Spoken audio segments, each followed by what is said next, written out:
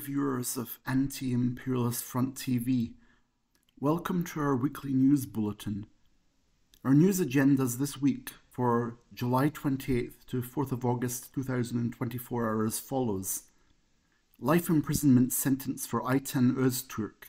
Fascism in Turkey continues its legal terror against revolutionaries. Ayten Öztürk is a female revolutionary who was kidnapped from Lebanon 6 years ago, and the Secret Service in Turkey sought to make her collaborate by using severe torture. She was arrested because she refused to accept collaboration despite all kinds of torture. An unlawful trial process was started as revenge for exposing the tortures and the torturers. Based only on the testimony of a false witness, she was sentenced to life imprisonment twice. This means that Ayten will be alone in a cell for the rest of her life. This unlawfulness is unacceptable. Hunger strike resistor Halil Yakut released. Resistance to severe isolation cells continues.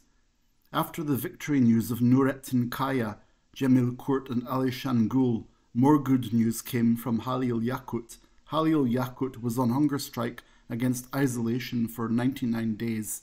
In his trial held in the past days, he was released and regained his freedom. The resistance of revolutionary prisoners to isolation continues to achieve gains. Resistance continues in the prisons in Turkey.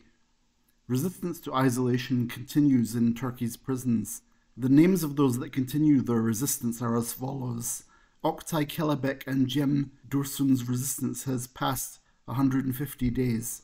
Rezan Şengül and Vedat Doğan are in the 120th day of their resistance. In Germany, Haydar Demiray, who was first transferred to Dortmund and then to Düsseldorf prison, has been on hunger strike against the imposition of prison uniform for more than 130 days. The murderous attacks of imperialism and Zionism against the Palestinian resistance continue.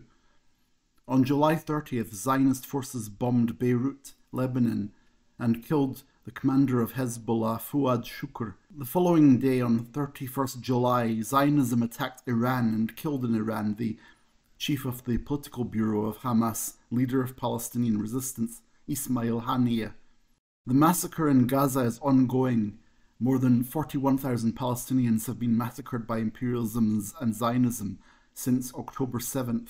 US imperialism sent naval ships to help Israel, and also the Zionist transport minister said that Israel will accept help from Greece and Cyprus if necessary for attacking Iran. All the countries of the Axis of Resistance made statements that there will prepare a war against Israel should Israel attack Iran.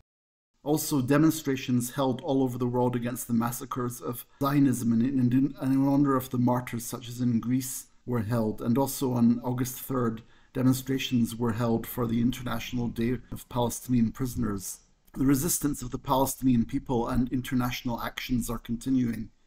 On July 29th in Venezuela, US imperialism sought to prepare a coup d'etat using fascists. Nicolas Maduro won the elections. In Venezuela, US imperialism, supported by the far-right and fascists, has sought to remove Nicolas Maduro from government in order to create a government that makes agreements with imperialist monopolies in the IMF. A color revolution prepared by US imperialism started even before the elections. On July 29th, a military operation started on the part of the fascists that are supported by US imperialism, but imperialism's plan totally failed, as we have also seen in the past with the imperialist proxy Guaido. The imperialists are seeking with disinformation and lies to take over the minds of the people in regard to the situation in Venezuela. We have come to the end of this week's program. Thank you for tuning in. Don't forget to follow us on our social media platforms to watch news that is not in the mainstream. See you next week.